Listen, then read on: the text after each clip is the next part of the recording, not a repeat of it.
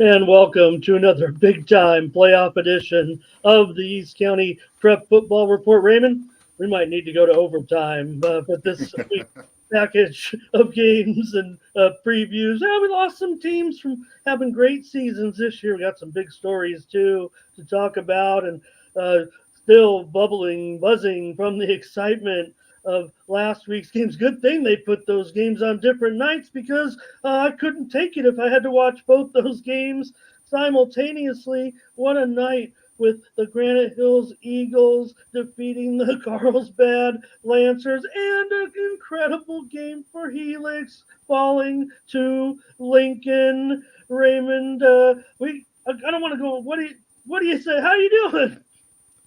I'm good, man. This had to be the best open division tournament I've probably ever seen since they began it about 10 years ago. I think this is like the 10th anniversary of the open division, and man, what a way to celebrate it.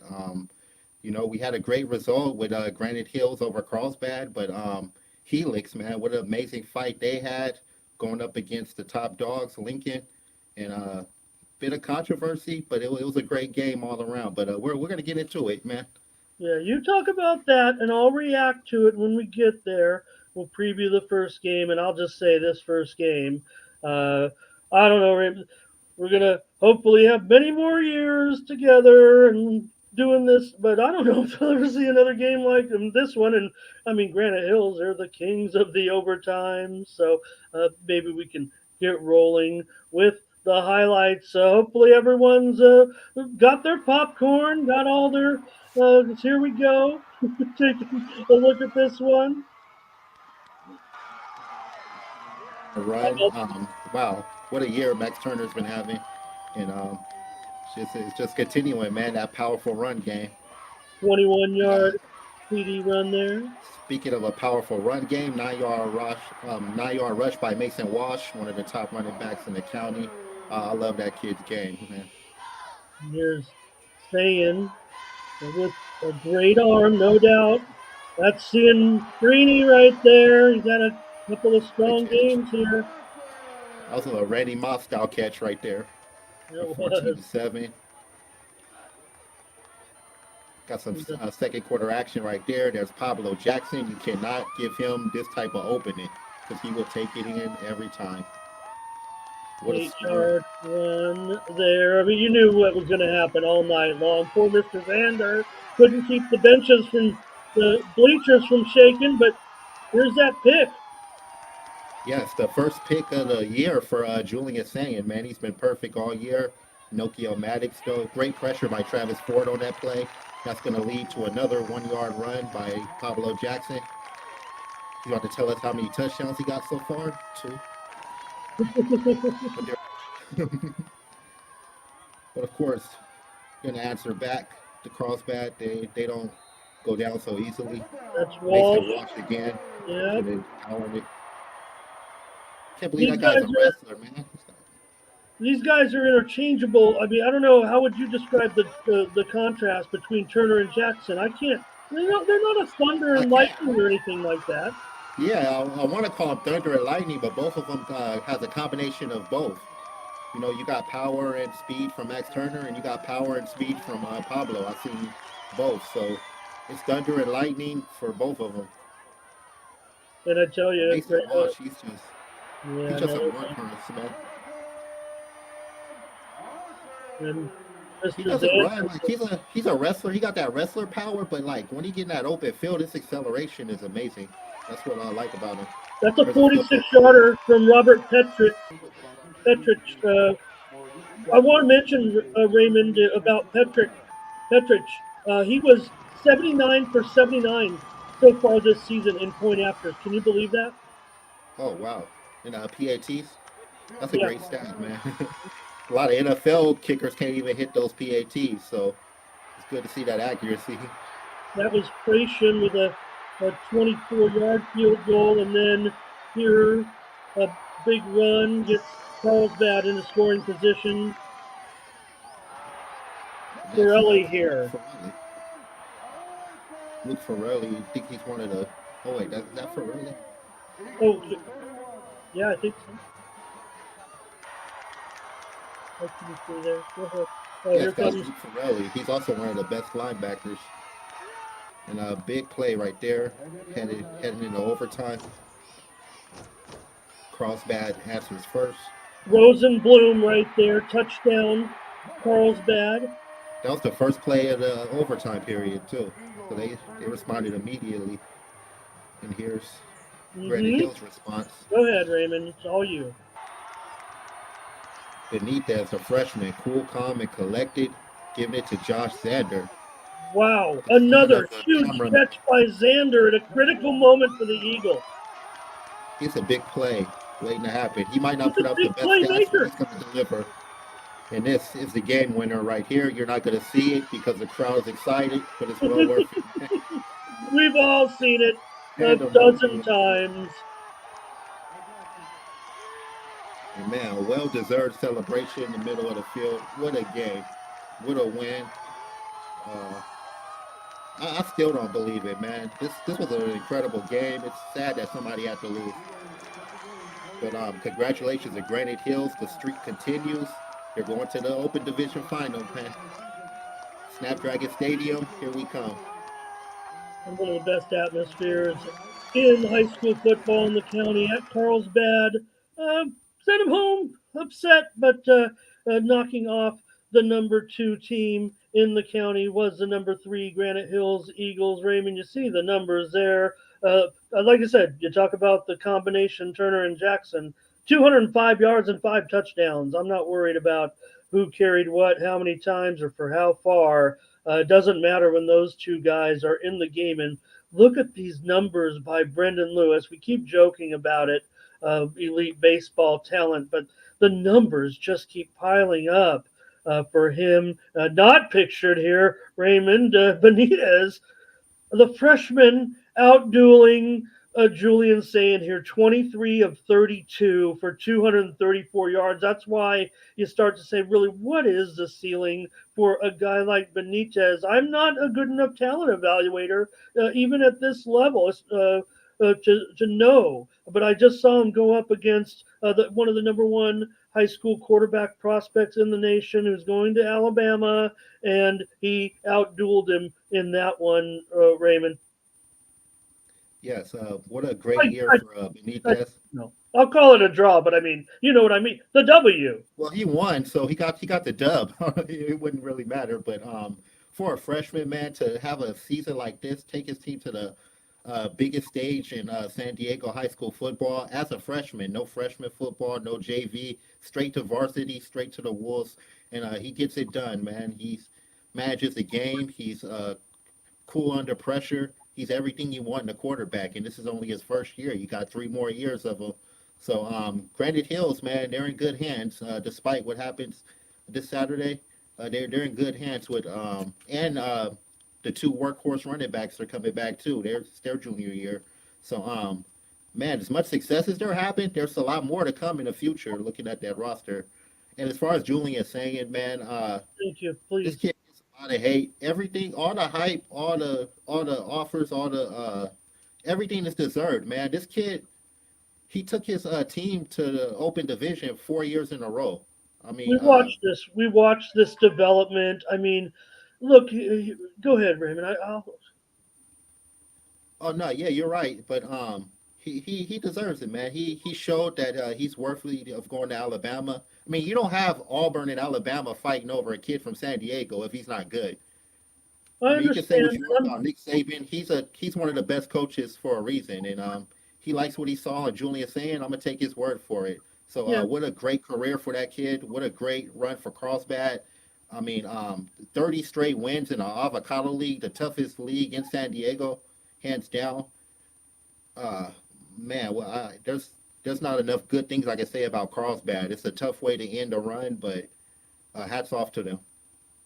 Carlsbad's athletic program is I don't want to disrespect any others in this county. It's the most, college-like it feels like program throughout the ranks in a way. But for saying, look, I hope he does well. I almost wanted to call you out last week saying he could upset Milrow right now next year because Milrow's look really good. And I do look at Buckner and his appearances this year early on, or when Milrow sat the one game for some reason. It didn't look like he was actually injured to me, or I'm not sure what the deal was there, but maybe it'll be different for Sand. Sand definitely still looks like uh, his growth. I'm not talking about development as a quarterback, but his physical growth it still looks like it's. I know he's older now, but still looks like he could and will fill out more even. So I think there's that type of potential. I have my concerns. I know that hopefully he'll go on to be great. And he really could tear it up at some other places too, Raymond. Probably more. That's going to be a tough, tough deal down there at Alabama, and I hope it's great. Congratulations! And what boy did he really shine in the post game interviews? Truly there with his comments. So, all right, we'll talk more about Granite Hills in a little bit. We can talk about him all show, I'm sure. But we'll move on here and talk about the. So, if you didn't get enough excitement on Thursday night, Granite Hills, we saw them at the game, Raymond. We saw plenty of Eagles at the game on Friday night with Lincoln and Helix. And Raymond, I don't know. We don't have enough time in the show to show the highlights. We can certainly talk about what happened with the game, double overtime in this one. My Highlanders lose it. Lincoln led 21-3. Then Helix 3 touchdowns. They come back. Of course, Rylan Jesse. For me, Raymond, this was the performance of his career, and he was on the brink of upsetting Lincoln and really turning the spotlight his way. Now he has excelled. He's exceeded my expectations this season, given his body of work, which has been very, very strong in his career. But really, this was his moment for Rylan Jesse. Yeah, 146 yards, but the 4 touchdown passes, they just seem perfect and clutch. Utah State has themselves a good one in Jesse. And Raymond, it was a rewrite the lead situation, unfortunately, for Jesse, because he was about to be the headline in this game. But the way, just the twists and turns of this one, sir. Yeah, this game delivered as well. I thought Lincoln was going to be more dominant. They started off good, but Helix just has a lot of fight. We saw that in the Granite Hills game. They were down in there and they came back to force overtime. They were down in this game, then they come back to force overtime. So, what a resilient team. Hats off, man. They took Lincoln to that. They played them better than anybody has played them this year. So they should be proud of that. I know they wanted to win. They were very close to winning. It was a field goal that took it to overtime. Um, Man, what can you say, man? Great career for Rylan Jesse. I know he came in as a freshman. He's supposed to be under Tyler Buckner, but the pandemic happened and he was put in the forefront as the starter and as a freshman. And he's been better every single season. And yeah, this was another great game against one of the best teams in the state. A lot to be proud of if you're a Helix fan. Yeah, but it just goes to show Lincoln's just resilient. They're tough to beat, man. Even when you got them, no matter how bad you got them down, they're gonna find a way to get back up. So yeah, this was another great game, man. The Open Division certainly delivered this year. They got it. There's no controversy. Those sort of 4 teams. We said it in the beginning, and they proved it now. No doubt. This was another instant classic. And Allen getting stopped on the play, Raymond. Jesse was having a moment. If I could interject my own Helix, I mean, this has been great. The coaching staff has been incredible. Everybody on this team just incredible. Uh, I think you have a top college prospect there, Allen, the workhorse back, Raymond, 43 carries.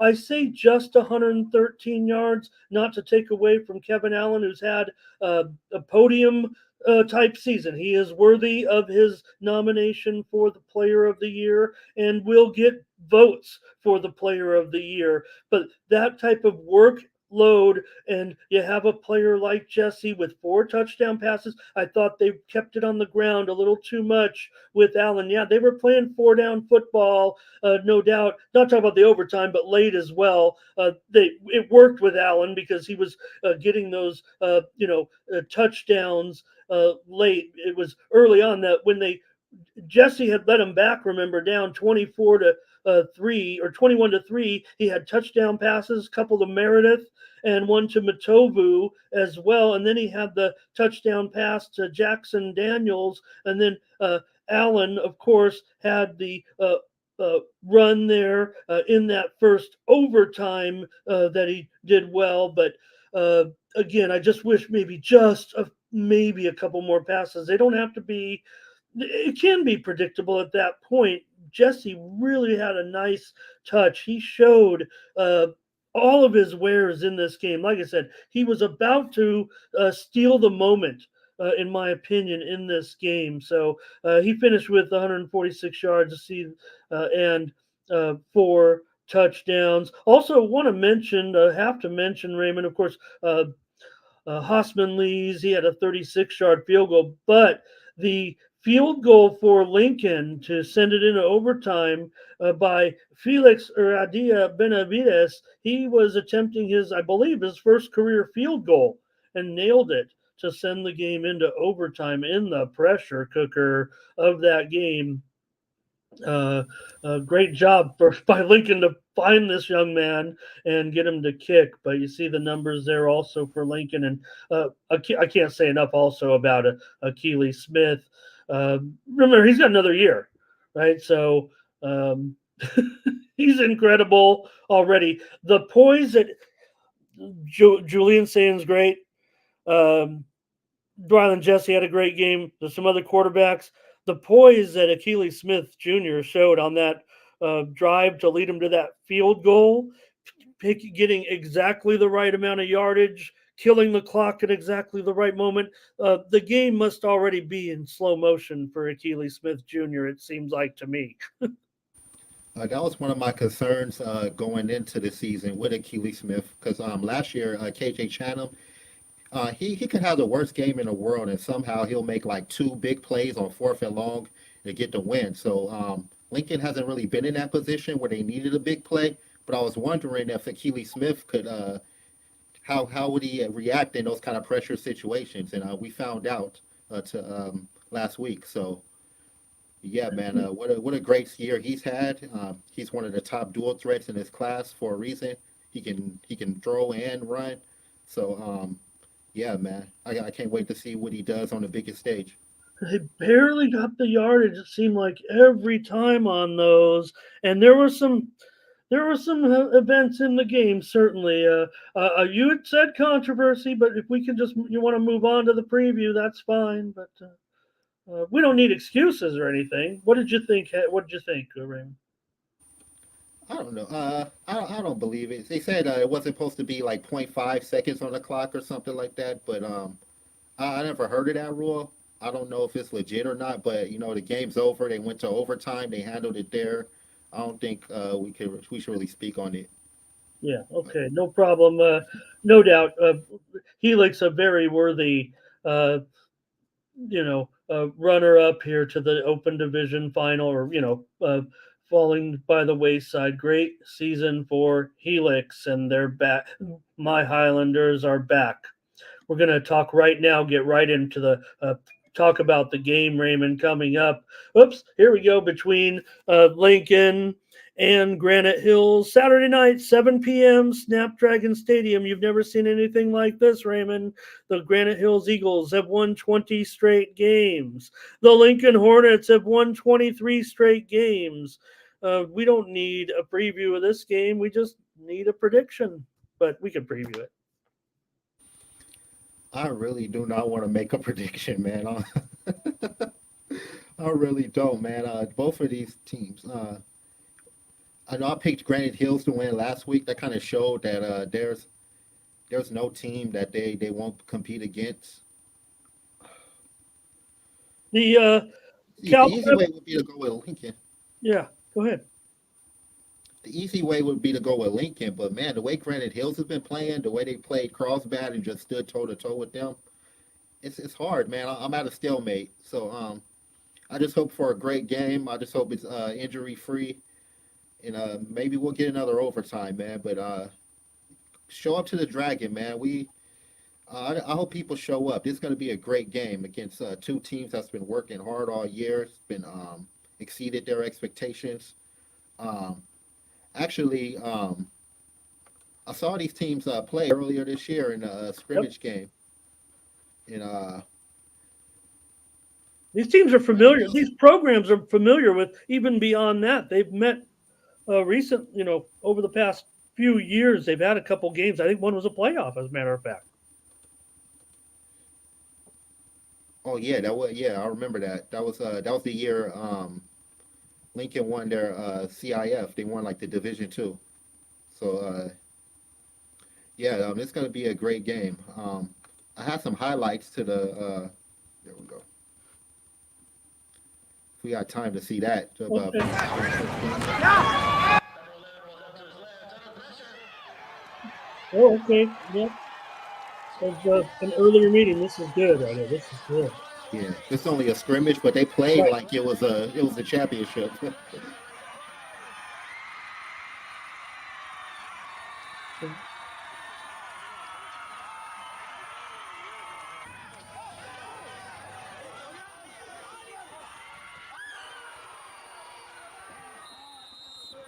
Yeah, that was our first look at Benitez, and man, was I impressed.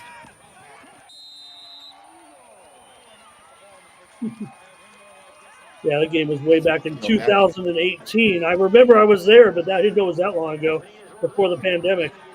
That playoff game that left. It was at Granite Hills Stadium, and basically left the Granite Hills seniors, gasping at the last minute. They really came down to the wire with this it's one. the type of plays that they're gonna need, man. You got to have big plays like that to beat Lincoln. You got to attack them early and often because they are explosive, man. They can score from anywhere. We've seen a 99-yarder. We've seen all type of explosive plays. So it's gonna be a good one, man. I can't even pick it. I can break down each matchup, but it's hard. Um, Well, that matchup was back in 2018. It was the uh, semifinal that did send Lincoln into their championship game at that time. Raymond, how much do you think that the Eagles' experience right now, being a state champion as well as Lincoln, not only will help them be, steady in this game and not intimidated by the moment, but also how that may have affected them? Now, Carlsbad has plenty of experience too, but Granite Hills had to benefit a little bit last week from their uh, not this winning streak, that championship run. I think they're a big play. They've been involved in big games all year. They've been scheduling the toughest opponents like Mission Hills, Saints, Madison, and Helix. So they've been in big game and Carlsbad now. So I think they're big game ready. I don't think the moment's too big for them. I think they're gonna go in. They just gotta go in and play their game and just try not to do too much. Just do what you've been doing all year. I They want should be to all right. I want to add that you didn't pipe in this crowd noise. This was played back in early August. That game was that scrimmage, right, was in early August, and or July 31st. I don't know, but It was so August okay, 11th, if I'm not mistaken. okay, Raymond. Now, I know you're a very polite man. You're always ready to, give everybody the benefit out. And I know you know this. Lincoln's probably about a three touchdown favorite in this game. I would think that Granite Hills will stay within three touchdowns. And I would imagine the way Granite Hills plays games, this was going to be a touchdown a game that still could be a one possession game late. I'd have to favor Lincoln, certainly. Look, I was wrong last week. I don't mind. I don't mind. Of course, I don't mind. And I think I was realistic in my prediction. I'm happy you went with Granite Hills last week. And thank you, Gavino, for your great comment here. Wow. Yeah, Granite Hills, I think they'll earn the respect. No blowout here. No I chance. think they earned their respect already from the Well, Carlsbad game. I think Carlsbad really woke a lot of people up. If you still down in Granite Hills, that game right there woke you up. But it's just two teams that refuse to lose, man. It's two winning streaks. It's the clash of the Titans, man. It's the unstoppable force versus the unmovable object. I like I hate that these two teams got to play each other. I hate that one team has to lose and go home. Like that's how crazy this one is. I I wouldn't be surprised if we see another overtime. To be oh, honest darn with you. you, I think I was I, going to I say that and go, oh, overtime, of course. You stole my thunder. I mean, Lincoln's the favorite, and they should be. Lincoln deserves to be the favorite. Until they haven't lost yet, until they lose, they deserve to be the favorite in this game. But I'm not going to pick anybody. Wow. I'm not going to have, I don't want my voice in any hype videos. So Well, I'm going to just hope and pray that okay. this Well, is a nobody great cares game and what I both say, teams but come out healthy. all right. I didn't know. I didn't know you were so well. I do know you're big time, but I'm gonna take Lincoln. I'll be that man. You can put it on there. I want to be Okay. a hype video. You know what? I'll take Granite Hills then. Okay, great. Oh, I appreciate that. I want Granite Hills to win this. This is going to be so great, incredible to Got think friends on that both sides, man. you don't get because of the structure and everything. You don't get a matchup of a team that's won 23 games in a row against a team that's won 20 games in a row. This is like something that will probably happen once every, I don't know, 10 or 20 years. I don't. Does that seem reasonable? Can you remember Yeah. anything like that? Other than last year, no. Oh, was there one last year that was a Carlsbad massive? versus Lincoln last year was a pretty. Was Carlsbad on a massive? Okay, I stand correct. Anyway, all right, it's going to be awesome Saturday night. No, I think this one's gonna be up there, man. Both teams coming off like drilling wins, and it's like who can be stopped at this point? Yeah, no, I think I think Helix. I think Lincoln showed vulnerability against Helix. I don't think they necessarily expect. I think they expected to have a tough game. But Helix did a nice job. Thank you so much, Gabino. Raymond, Granite Hills is big up front. They are. We haven't done those guys enough justice, really, but they're big up front, both sides of the ball. Granite cannot let the big play happen over the top. Oh, they got the guys back there too. I would think. Some of the best. In the secondary, you talked about Nicoy Maddox. You got last year's Grossmont Conference last year's East County Player of the Year, Jordan Glaze.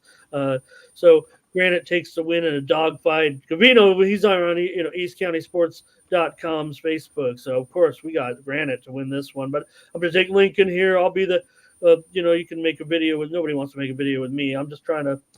Uh, but again, last week, great job, Granite, and it's going to be incredible game this week at Snapdragon. Okay. And you know what, Raymond? They might actually outdraw the last Aztec game. Oh, did I say that?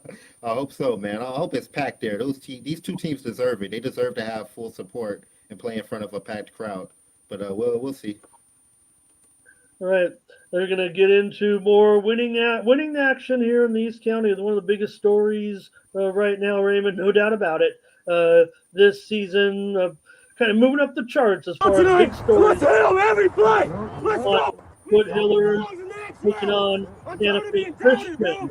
I'm tired of it. First semifinals on the line here. What did you see on Friday night? This was a great game between two good teams.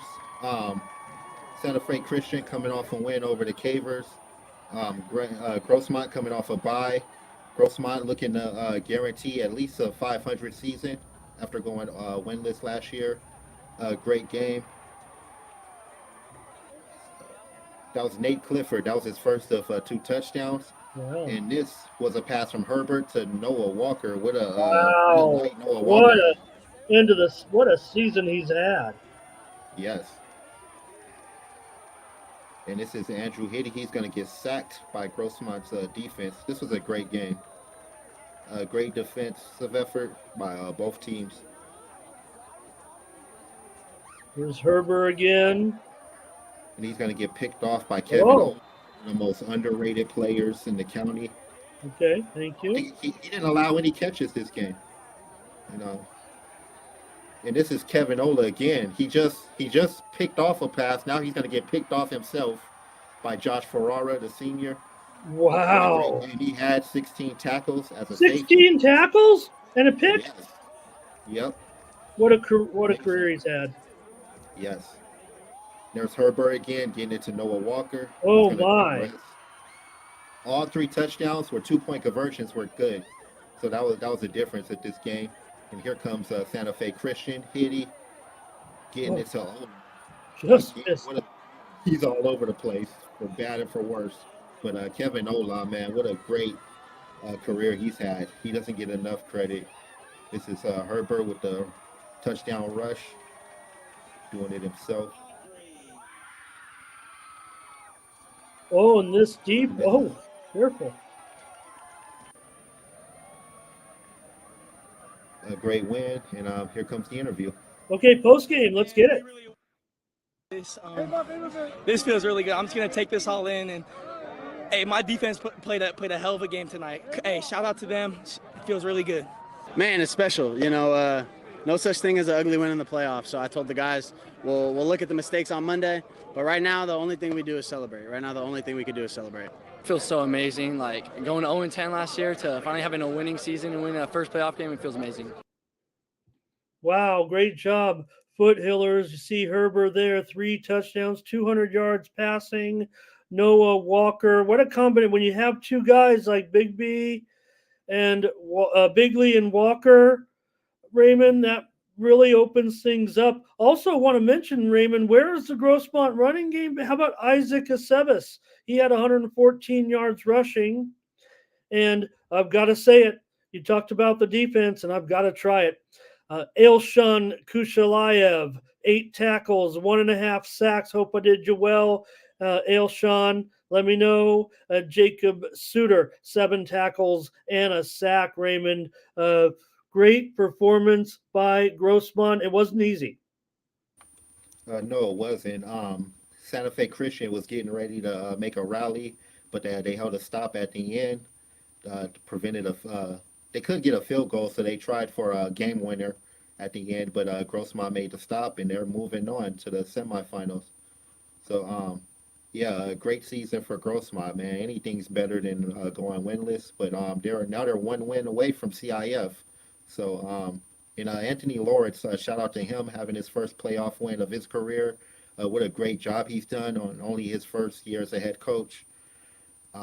Man, great game, great effort on both sides. Look, Grossmont has been knocked down the rung a little bit because of their tough season, so they've had a chance here to do something. But I think this exceeds everybody's expectations. Maybe other than Anthony Lawrence himself, he's a pretty optimistic guy, and it's rubbed off on everybody there. You also got a comment from Mr. Lawrence this week. His dad said, "Hey, don't forget our flag football team had a great season."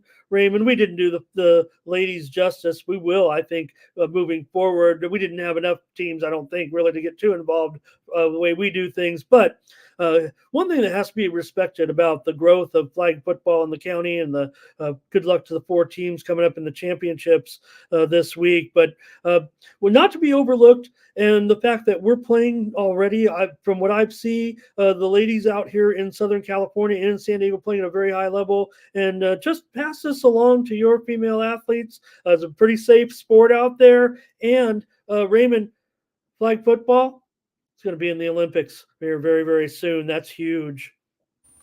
Yeah, I've been covering women's football since probably 2011, and I'm excited that the girls in high school is going to get a chance to play and get a chance to learn before they move on to tackle, if that's the route they want to go. So I'm excited, man, that our city got a development system as far as girls who want to play. Me personally, I prefer tackle, but this is a great start, and I'm all for it.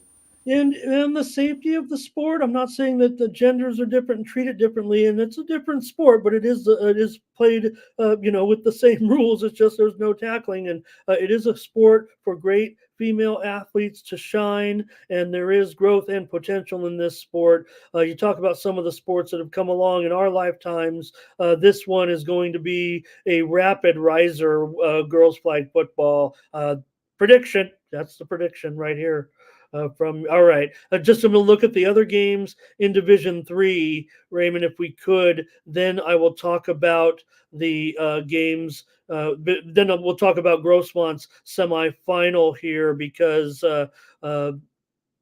with our other teams, we came up a little bit short here, Raymond. In this one, it was the Bucks knocking off El Capitan 14-0 out at the Bay. The Bucks forced 4 turnovers, 2 of them by Jacob Morgan of the Buccaneers, 2 interceptions. They also had a touchdown pass from Hutchison to Dunn. In this one, Raymond, and the Bucks beat El Capitan. Those turnovers hurt them because 2 of them came in the red zone. El Capitan probably thinks they had some big chances to win here. Yeah, I'm shocked, man. To hold El Cap to 0, the amazing offense they had, especially how they played against Patrick Henry. I'm kind of stunned, but Mission Bay did just enough. I expected more points out of Mission Bay as well with Charlie Hutchison. He's having a great year. Isaiah Whitehurst, as far as defense and offense, great players. But yeah, man, it's this playoff football right here. Just do whatever you can, survive and advance. And great season for El Cap, man. It's been a roller coaster ride. They've had some tough losses, some big wins. But Coach Burner should be proud of this team. They showed a lot of resilience, and it was a great run. Hopefully, we see what they do next year. They're gonna lose a lot of great players, so I'm looking forward to see how they rebuild. Yeah, and important to note, we're going to look at one more game here with West Hill's result. We're going to be previewing Grossmont and Mission Bay, just to make it clear here in just a moment, and maybe a little bit of contrast. Look, I think I was trying to say over in this game, Raymond, last week. I was thinking more points too, right? So did kind of, but those turnovers, those were big. So good job, El Capitan. And the Bucks advance. They're a big story this season. One other tough one for us was La Jolla Country Day. I think we exercised enough caution despite our outlook that West Hills would have a better performance in this one. But thank you to the Wolfpack for following up and getting us their information here this week. 35-7. It was 21-7 at halftime. La Jolla Country Day led, of course, but West Hills, they got that touchdown late in the first half and were able to go to the locker room down just 2 scores in this one, Raymond. But the Tories had 3 interceptions. Another game where the turnovers kind of doomed the East County team. Yeah, I knew Jaden Mangini was going to have a big game for La Jolla Country Day. 3 touchdowns for him. Yeah, West Hills, man, tough loss at home. I guess La Jolla Country Day was just a hotter team, man. I thought this was going to be a lot closer. But yeah, man, I knew Jaden Mangini was going to go off, and he did. So, but hats off to West Hills, man. They had an incredible year too, and it's disappointed to see their season end. The touchdown was from Joseph Hamilton to Nathan Stevens, a 14-yard score late in the second quarter. Hamilton, Jr., figures to probably lead the way. He looked fine for some of the time. He looked fine. Joseph, you're fine. And good season for Stevens as well. Great career for Calderon. He had 42 yards in this one. Colin Dill, 60 yards of total offense.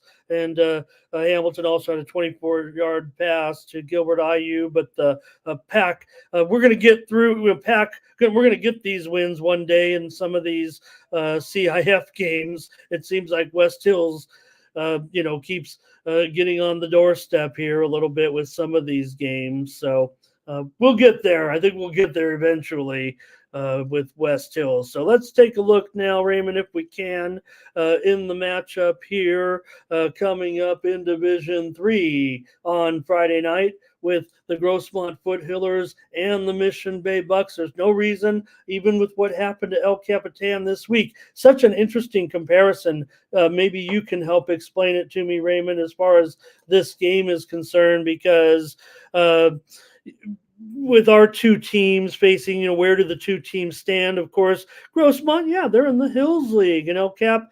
At the beginning of the season, I was saying, I think, were you saying it too, that El Cap maybe should be in the Hills League out of these other teams. So, what do you think? Thank you for giving us the game of football. Thank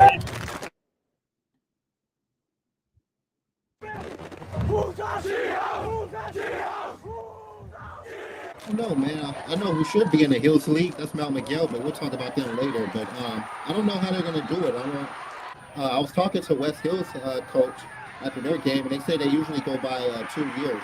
So I don't know if they're going to go by the last 2 results and determine it then, or if they're just going to go with the winner of the league, which is Mount Miguel, and move them up, which I personally hope happens. I don't know if they're cool with it, but El Cap, they played good enough to move up, but I don't know, man. We'll have to see. It's a tough one.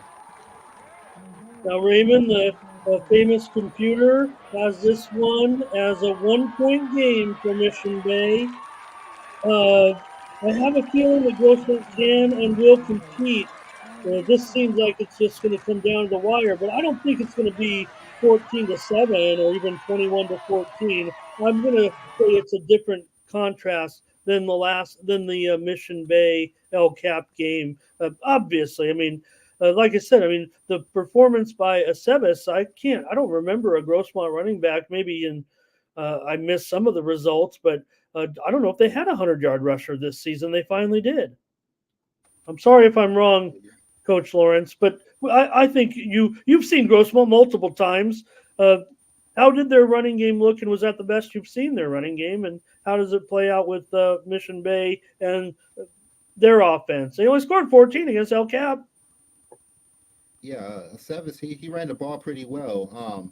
We see their receivers, man. Hudson, I was talking to him after the game, and I told him to talk about his receivers, and he named like 5 receivers and forgot to name Bigley. And I was like, wow, so that's how stacked y'all are. You didn't even name your number one guy. So do you have catches in that game? I think he did have quite a few catches, but the touchdowns went to Noah Walker, and he ran in one himself. Hudson did. But this is going to be a great game. Mission Bay is tough. Their basketball stars are getting it done on the gridiron. I'll say the experience advantage obviously goes to Hudson Herbert. He's been playing quarterback longer than Hutchison, but they're both putting up similar stats. They both have a similar skill set. They can make plays. They can with their feet and through the air. I want to pick Grossmont just off a degree of separation. They beat a team that beat Mission Bay. So Granite Hills beat Santana. Santana beat Crawford. Crawford beat Mission Bay. So thank you. Yeah, I was wondering about that. So if we're going by that, then Grossmont's the favorite. But this is a playoff game. This is a win or go home situation. Styles make fights. I don't know how these two teams really match up. So it's going to be tough. Mission Bay is obviously the favorite. They're going to be playing at home. But I'm gonna go with Grossmont. I see a lot. I see something in them. They're gonna I think they're gonna step up to the moment. And they know it's they're one game away from CIF. I think they're gonna step up and get it done. I'm gonna go with Grossmont too. I'll go with the upset. Yeah, I'm gonna go with Grossmont as well. I don't think it's gonna be easy, and the fact that it's a 1-point game, a 1-point margin, if you will, by that famous computer. I'm sure it's going to be that tight, but I like Grossmont as a clutch team here, I think, right now, and I like their weapons.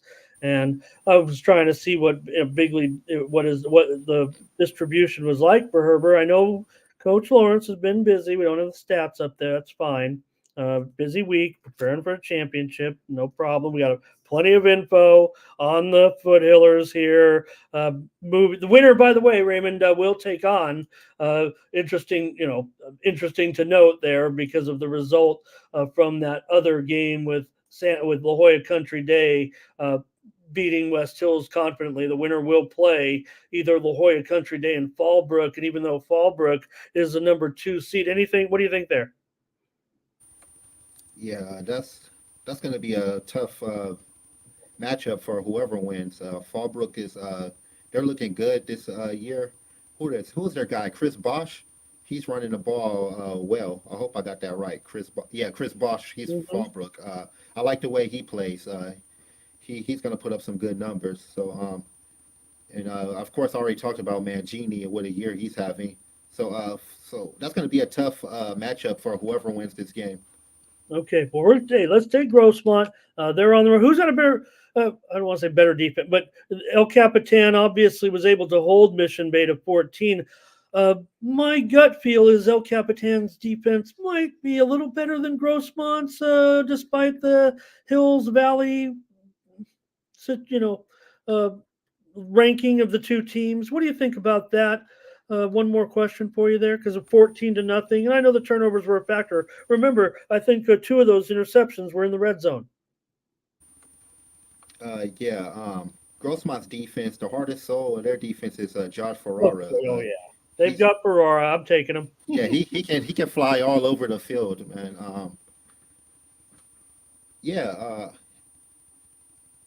As far as I don't know, man. Styles make fights, man. So we'll see. Okay, yeah, I wasn't asking maybe to compare them, but I just, like I said, we know the Foothillers are going to score. Nothing again. El Capitan's offense had some great games, but there were some games I just think maybe they didn't have as much diversity offensively that other teams were able to kind of focus in on specific areas when they were up against teams when they were underdogs in those games for El Cap. El Cap seemed to win the games they were supposed to win, and we had more trouble with the games they were underdogs in. So Foothillers, this one's kind of a toss-up. I think the computer shows what they think about Grossmont here as a rising team. Okay. All right. We got more winning. We're not. I know we had to talk about a couple of duds in there, but look, we kind of brushed over on the preview last week. We knew this was coming. Give Escondido credit. I think they actually scored early in this one, but they were going to be overmatched here, and Mount Miguel got lots of guys into the game and had a really good time in preparation for their big semifinal showdown with none other than we got to save it. We can't do a spoiler. Go ahead. Another big win for Mount Miguel here. I didn't think it was going to be a blowout like this because Caden Thompson, he's been having a great year, which he had 2 big plays, 2 touchdown passes, but that was all lit. Matthew Barton, man, what more can I say about that kid that I haven't already said every episode so far? But Davion McGowan is running the ball well, over 117 all-purpose yards, 90 rushing yards. Paris Vernon, what a big year he's having, stepped up big time ever since Delonte Williams went out. He's been the main guy, and he stepped it up. So great win, another Verlaine Batofi's first playoff win. Speaking of first playoff wins, we got another first-year East County coach getting their first playoff win. So congratulations to him. Excellent showing, man. I can't see what's next. I can't wait to see what's next. Can you tell me about anything about Delonte Williams' status? I have no clue, man. Okay, Yeah, no I don't problem. have any information on that. No problem. Jeremiah Castillo, 4-yard TD run. Eric White got a receiving touchdown. That was a big moment for the entire team when he scored that 6-yard touchdown reception. Zane Rodier, the sophomore, 42 yards, 2 touchdowns. He was big on defense. And senior Cullen Hickson had an 8-yard touchdown. Mount McGill just too much for Escondido. We don't have to beat this one in the ground. They did a great job. They were expected to do a great job here, and they did as advertised at home with a big victory. And who would they face in the next round, Raymond? We previewed it. We know who we wanted them to face. We knew what had to happen. And I would say this one is a case of the game was closer than the score indicates. But then again, Santana with the three-quarter touchdowns put on the gas pedal actually and pulled away for a convincing victory. So Crawford did a real nice job in the first half, but certainly some big news that came out of this game for sophomore Jaden Goldman, 4 touchdown passes, all to Trent Taylor. Raymond, wow, this is a big result here, especially for a Sultan team that we said last week. I said, what is going to happen here, Raymond, with the Sultans and their game here? Because I wasn't sure we'd seen on the field anyway any distancing between either Goldman. I'd seen, I think I saw Alex Rico in their throw, but Goldman here, 12 of 19, and the 4 touchdown passes to the senior Trent Taylor. Yes, what is showing for Santana against a great Crawford team. I think I got some footage of all 4 touchdowns by Jaden Goldman. Oh, wow. Okay. Let's see if we can bring that up.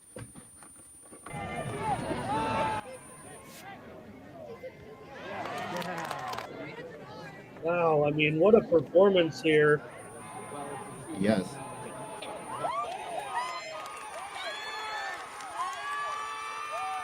I'd be interested to find out how many Santana 4 touchdown receivers there been.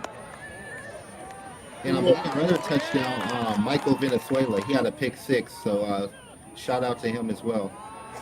But 35-14, man, that's the result. They move on to the next round. Yeah. As a matter of fact, it was there you go, 31-yard pick 6. You have it right there on the screen. That also came in the third quarter as Sultans. The score was 14-all at halftime. Goldman, 60 yards to Taylor. You saw it, the 10-yard touchdown to Taylor as well. Of concern, Raymond, Santana just 37 yards rushing in this one on 18 carries.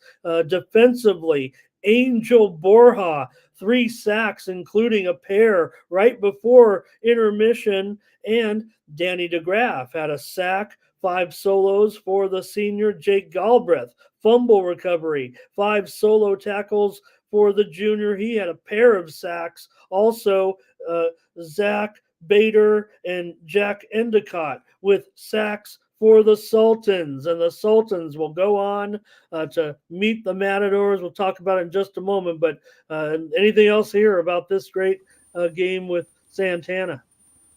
Yeah, their defense was on fire, man. 8 sacks and that pick 6 by Michael Venezuela. That was the name of the game, and they're going to need it next week, too. So great defensive effort, great offensive effort. Angel Bora, 3 sacks. That's what you need, man. You got to put pressure on the team like this that can explode. They gave up 2 60-plus yard touchdown receptions. They're going to have to chill on that if they're going to be successful next week. They're going to have to not give up those type of big plays. But other than that, man, what an outstanding win. No doubt. And this is the game that we've been, I don't know, I've just wanted to see this game played out for a couple years in some type of nice setting. I didn't know if, the Mount McGill Matadors were going to be this good, but these two teams will meet in the semifinals on Friday night at Mount McGill High. And Raymond, I don't know if you want to know what the computer says. You can make your pick. I mean, we're both going with the Sultans, I'm sure, but I think the Grossmont Conference factor. I'm going to give the Sultans, maybe the defensive ability. It's gonna. I don't know. You tell me.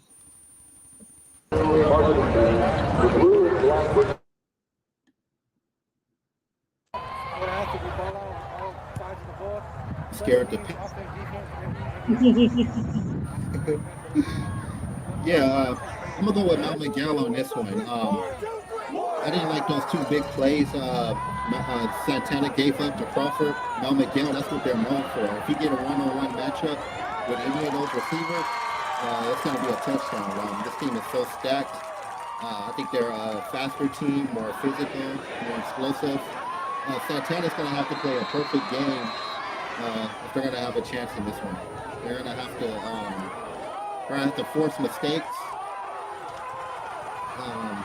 They're going to have to prevent from making mistakes of their own, just control the clock and just play some smashed out football. And they got to get that run game going. I don't know what the status of Lyndon Benson is, but he has to get going for Santana to have a chance in this game. And as for Mount Miguel, I know they know about getting called out on Prep Pigskin report a couple of weeks ago. That kind of resurfaced now that these two are playing each other. Santana coming off of a big overtime win over El Cap. They called out several teams. Mount Miguel was one of them, and now they have to answer to it. So, of course, Mount Miguel, highly competitive. I'm sure they thriving off of this right now, getting called out, being challenged, and they're going to answer. I would say, don't play angry. Don't go in thinking that you got something to prove. Just play your game, do what you've been doing all season, and it should work out. So it should be a fun game, man. It's going to be a great atmosphere, high tension, but it's going to be competitive. I think Santana's going to put up a bigger fight than most of us expect, but I got to go with Mount Miguel on this one. You mentioned it last week, and I don't think you mentioned it this week, or if it's even something, because it's a totally different situation. But Santana won the game last year between the two teams, 35-24. I don't know, game that I think was supposed to be, fairly close, or who was going to win, I'm not sure. But still, the Sultans won last year's game. They also met in the pandemic year, and Santana won that one 33-23. And they won in 2019, 56-21. Mount Miguel's last win over the Sultans was back in 2018. The Matadors won 46-13. So, these guys have been in the same league for a number of years. Mount Miguel won in 2017 in the season finale, 26-24 in a wild one. So the programs are familiar, but we are dealing with a different situation here. Like I said, with the Matadors, the computer does have them, Raymond, as a 4-touchdown favorite here in this one. And I would imagine that they will win by, a couple of scores here. I really feel like the Matadors will do it. It's been a great season for the Sultans. The Matadors are, like you said, if we don't know if it, in the cycle, the way things go, even with the county seedings, we didn't really see this coming with the Matador. We did. We started to see in the summer that the Matadors were going to be doing something, but they're a little bit, better than some of the teams, and they're going to continue their run. Got to win this one, though. There's no reason. Santana's a great team, and like I said, they have a winning streak against the Matadors. So, all right, that's going to be fun, and that's a look at the Division 4 game. All right. Yeah, I don't think Mount Miguel's been to the CIF for like 40 years. I don't think they won in like 60 years or something like that. So Verlaine and the crew got a chance to break a long drought. So it should be a fun one, man. I can't wait to see it.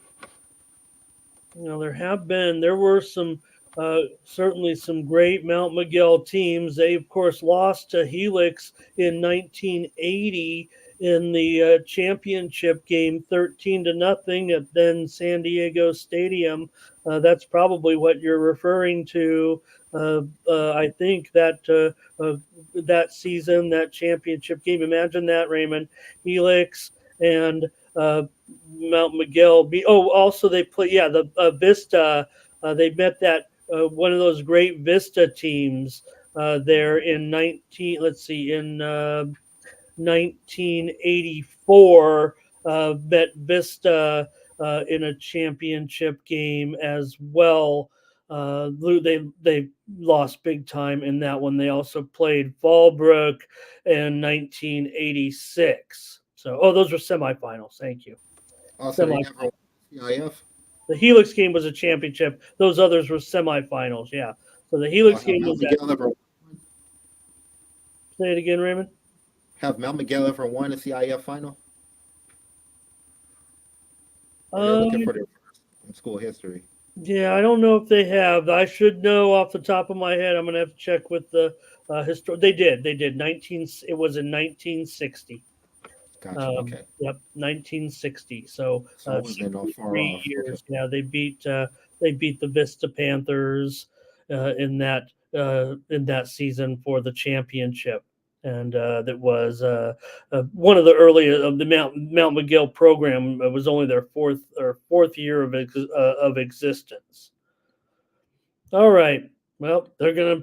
Well, we'll see. It's gonna be a great game with our two teams here. Okay, we're gonna take a look at one more game here, or two more games. Just recap here for the El Cajon Valley Braves. A great season, and you were right. And Sweetwater, hats off to them. They looked the part in this one, Raymond, for the Red Devils, 38-16 over El Cajon Valley. This team got better as the season got longer. Talking about Sweetwater here. For the Braves, probably ended with a thump a little bit. I'm sure they were expecting a little bit better here in this one. Yeah, man. Sweetwater, they just been dominant in the run game. I think they're ranked number 2 in the state as far as rushing yards, and they're number 1 in the county. They got over 4,000 combined rushing yards, and that's what did El Cajon Valley in, unfortunately. Xavier Cruz had 184 and 3 touchdowns. Izell Wright had 159 yards and a touchdown. So, yeah, as a team, it was they rushed for 454 yards and 5 touchdowns. So, if you can't stop that run game, Sweetwater is going to be highly successful, and that's what they were in this game. Yeah, a little one note here. I just want to add this as I was just looking up the stats for Sweetwater in this game, but it should be interesting to know because we got to look at the Sweetwater Red Devils. Maybe that's where maybe my disillusion a little bit with them, and maybe, but they interestingly played Mount Miguel and Santana to open the season in back-to-back weeks. Just comparing it to our last game a little bit too, our preview, and Mount Miguel defeated Sweetwater 48-14, and Santana defeated Sweetwater 34-8. Kind of similar results, really, to a certain extent. And I think that while those were tough games, I think Sweetwater, they definitely got things going there. When you can beat, Montgomery 35-20, and they beat the Southwest Eagles pretty handily as well. So just a good job here, I'd say, by Sweetwater. It seems, I don't know, just because they end up playing our East County teams early on, it feels like we beat them sometimes. So I feel like they get off to slow starts because they have some losses. But 60 carries, 450 yards on the ground for Sweetwater in that one. Xavier Cruz, 3 touchdowns for Sweetwater. For El Cajon Valley, Masai Isan, 11 carries, 77 yards, and a touchdown. Derek Dubois is 119 yards passing, including a touchdown pass to Shane Hobson, the senior. Great career for Shane. A 15-yard reception for the touchdown. Chris Cossio, another senior, 5 receptions, 74 yards. Paris Dixon, 8 solo tackles. Probably see him in the All-Star game. Raymond, Braves here with a great season. Just a short end of this one against the Red Devils. Yeah, hats off to El Cajon Valley on a phenomenal season. Yeah, they proved a lot of doubters, including myself, wrong many times, and they should have a lot to be proud of. Hats off to Paris Dixon, phenomenal 4-year career he's had.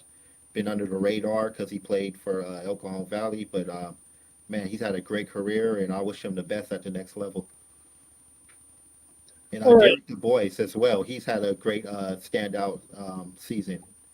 Uh, well, yeah, what a great year he had, and what a great career he's had too. So hats off to that entire program, entire coaching staff, and all those players. All right, and we'll cover our eight-man final here. First, we'll look at the semifinal with Foothills Christian Knights, wrapping up the semifinal here by beating Coastal 29-8 in this one, and they advance to the finals where they'll meet St. Joseph Academy, a team that we've seen them play already this season. So Raymond for Foothills in this one. It was all about the ground game.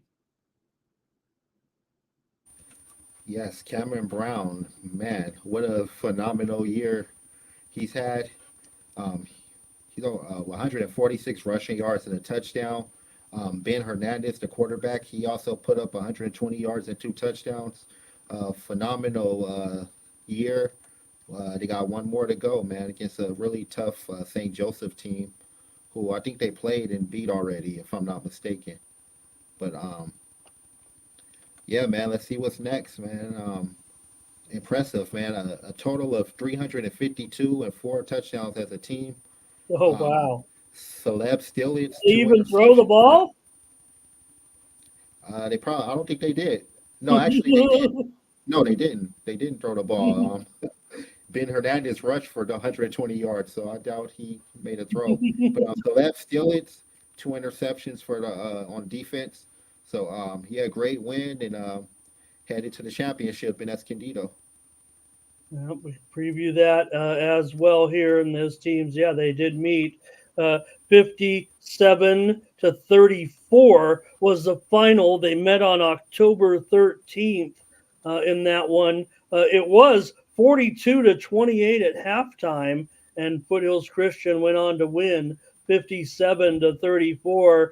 In that one, Hernandez did throw 10 passes. Oh, here it is. They did have two passes this week to Hunter Hamilton.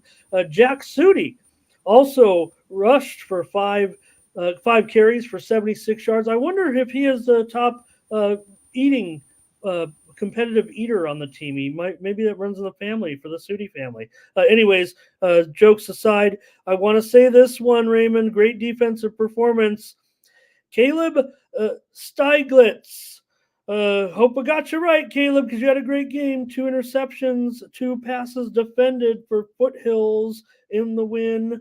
All these teams seem to play each other. I think Hunter Hamilton, Hunter the Hamilton. offensive line. He also had six pancake blocks as an offensive lineman. So hats off. We don't really Great. give much offensive lineman stats on here, so I wanted to point that out. Awesome. Hope I got that right. Hope we get it right there. But yeah, they'll go into this one against St. Joseph. I would say it will be closer than the last game here between these two teams, Raymond.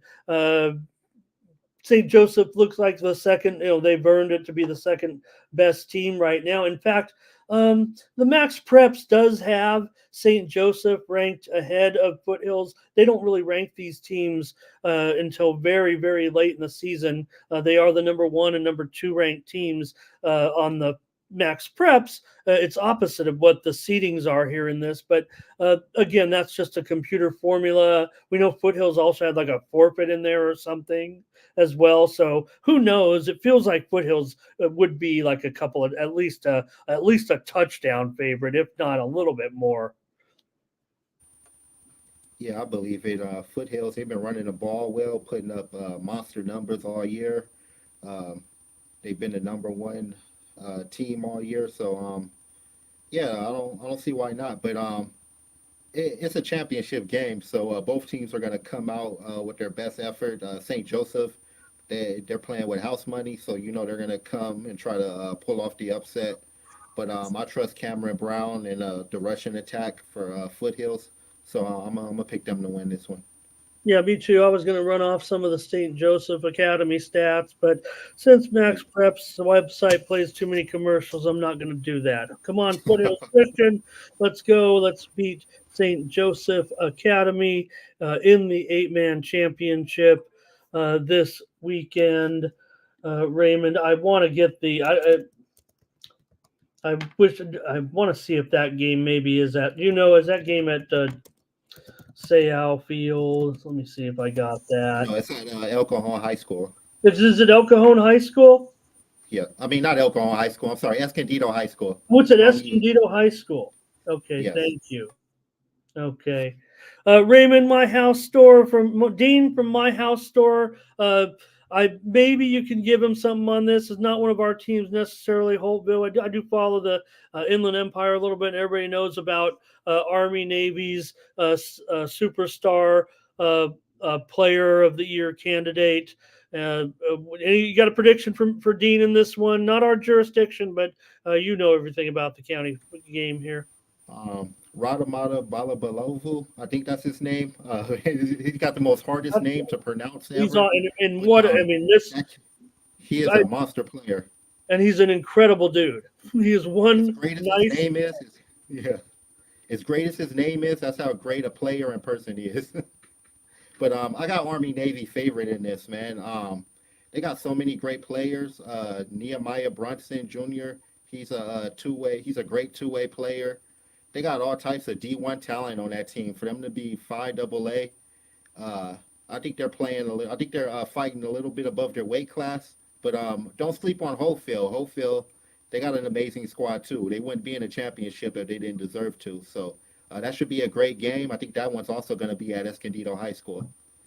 And Raymond, that one has Army Navy a 4-point favorite on the computer there. So we'll kind of get into our anything. Hey, anything Division One, El Camino Mission Hills, Saints versus Madison. The Saints versus Madison game is going to be a good one. Those are two teams that like you think they're down and out, but like they just come out of nowhere and like I don't know, Madison especially. They've had such a second run, like kind of like a second type of surge. Jalen Brown's running the ball amazing. To shut out Modern Day at their house like that in a playoff game says a lot. Then to go and beat number one Torrey Pines, like Madison is scary, and they're matching up against the Saints. When these two teams meet each other, it is insane. It is the most insane games, man. We saw them. I think it's 2016. That's probably one of the best CIF championship games, man. I think they had like back-to-back games where it was close, and one team had to come back and beat another one. So if you can head over to Mesa College for that one, you don't want to miss it. As far as the other one, El Camino and Mission Hills, another great one. Mission Hills, another resilient team. I saw them against Granite Hills early in the season. I didn't think they would go this far. I wasn't really impressed with them during that game, even though they did have a couple big plays. Yeah. But Troy Hahn, he's been amazing. Jaden Williams, he's one of the best receivers in the county. They've been amazing. Jonathan Class, Defensive Player of the Year candidate. There's so many great defensive players in the county, but Jonathan Class, with a monster year he's had, I don't know who to pick in that game. I'm gonna go with Mission Hills, man. It's hard. Okay. It's hard to beat them in a playoff game. I think they're gonna go and return to the D1 championship. Okay, I'm taking El Camino. We saw that game last year. I've said it 10 times on this show, but I love Howard. Raymond, you know all the Carson Howard. Carson Howard. I'm going to go with El Camino. I'm going to go with El Camino and Saints. You're absolutely incredible. Let me keep going here. Everybody's got to love this. Yeah, Hastings for the Saints. He's a great two-way player. But he could have been. He could have. Remember, he was on the Eagles. He was a Highlander. I think he was a Highlander. He was an Eagle. I don't know where he's been everywhere. He was an Eagle, though. I know that for sure. Anyway, Raymond, Division II, Point Loma and Del Norte here, and La Jolla and RB.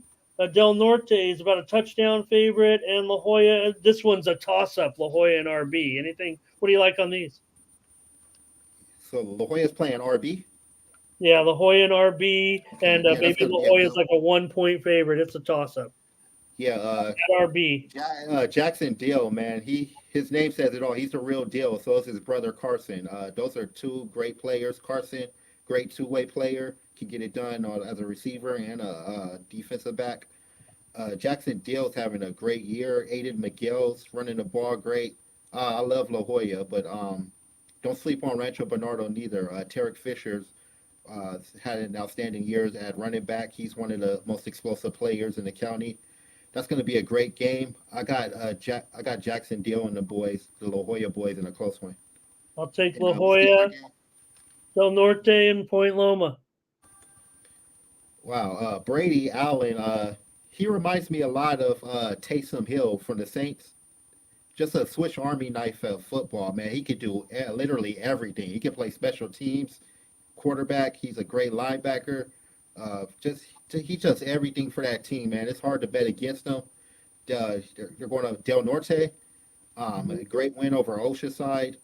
I love the way Jack Snyder and Ty Olson is playing. That's one of the best connections in the county.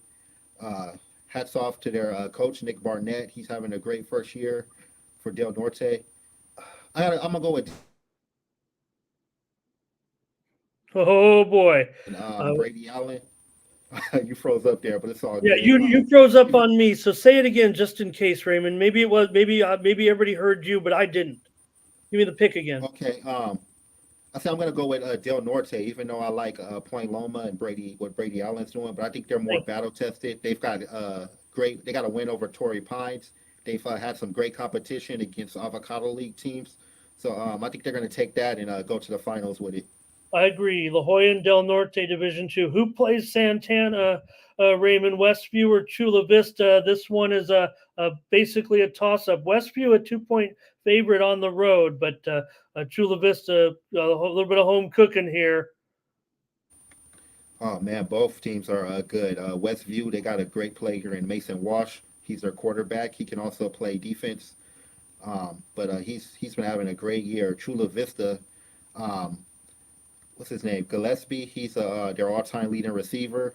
Paul Alvarez, he runs the ball pretty good. Man, I hate to pick against Chula Vista because I love that story. But and it's their last game on grass. They're Chula Vista. Oh no! They're the last team to play on grass. I'm hurt too because I'm a grass football type of guy, man. I'm traditional, but I do like that they're getting new turf. I got West Hills winning this one. I mean Westview. I'm sorry. We talked about Country Day in Fallbrook, the winner to play the Grossmont Mission Bay. Only other one I got was Sweetwater goes on to take on Vincent Memorial. That's the D5 championship, and that is at Embry Field in Escondido. And Sweetwater is about maybe a touchdown favorite over the Scots. But boy, I got to think the Scots can compete there. Yeah, Jacobo Elias, one of the most underrated quarterbacks in the county. He's been having a great year. But Sweetwater, I can't. That running game is going crazy. They got like 3 running backs who can go over 100, and we only talked about 2 earlier in our recap. So, I want to say this though, Raymond. I'm gonna go with Sweetwater though, so I like their run game. But don't be surprised; they're gonna Vincent Memorial is gonna put up some numbers. Yeah, I'll take the Scots. I don't know. I think I'll say this about the Scots. I think I don't know. I'm sure that you could pick a dozen teams with this category, but given their track record over the last with Wong, they're probably might be the most underrated program in the county, quite frankly. All right, great job. We got players of the week, and that's it. And we'll get out of here. And thank you for all that great information. That was delightful, and I hope everybody enjoyed it. So, Raymond, you have, let's see, some players of the week from last week with our East County players, and we had some big-time performances, not only from the winners, but a couple of the teams that came up short. Let's take a look at these guys. Barton, of course, big game here for, I want to tease, he only had 192 yards, Raymond, in this one. Borja, the 3 sacks. I was watching that game Angel, I don't want to be wrong here, but you either had sacks on either back-to-back plays or 2 sacks within 3 plays. I remember it well. You getting in there quick and made a difference big time with those sacks. Cameron Brown doing an incredible job. Joshua Ferrara, who was keeping the 16 tackles, Raymond, you were there. I believe it, man. That kid is all over the ball. It's not far off. He might have had 17. That could have been Okay, a mistake. He might have had 17 I'm or sure 18. he did. No, he did. What a kid. The film said it. I know. I just remember, when we were back in the day when we didn't have the video to go through it too. That's another big thing that the teams have, right? They look through it again and mark them all down. But whoever got up at the end of I used to walk on the sidelines of the clipboard, right? And whoever got up last was the guy who made the tackle. Anyways, that's why you run to the pile. Jaden Goldman. I know he's had a pretty good, some good other games. This felt like a breakout performance. Him and Trent Taylor. Get my man on the research team here to find out. Adam, you out there? Let me see. 4 touchdown receptions for a Santana receiver. I got to know. Hunter Hamilton, great job for this Foothills Christian team. Hudson Herber, another great performance. You wonder what's going to be in the future for Hudson. He looks like he's got some ability to continue on, certainly. Ben Hernandez, Pablo Jackson, and Maxwell Turner. Raymond Ice, you had them listed separate. I'll just say they had 46 carries. The juniors had 46 carries for 205 yards and 5 touchdowns. You've got Caleb Steiglitz on the list, and Brendan Lewis had some big-time stats as well.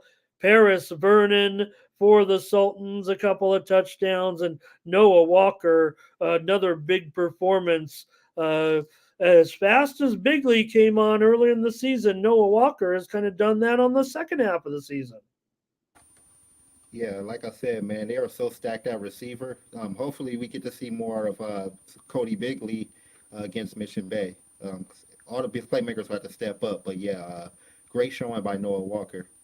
I want to thank our live commenters as well this week, and I want to thank the man himself right there, Raymond Brown, for awesome coverage. We're going to join you for another couple of weeks. Probably find a way maybe to get on here if we can and recap the big games this week. It's going to be awesome to see our remaining teams trying to get it this week. Thank you so much, sir. Appreciate it. Hope you enjoyed the games and have fun out there this week. Can't wait, man. Thank you for having me. It's an honor and a blessing to be here with you discussing football. And let's have another great week, man. Hopefully some East County teams, we can come in here and talk about their victory. Oh, yeah. We got some teams moving on, I predict. All right. For Raymond Brown, I'm Ramon Scott. Thank you for joining us.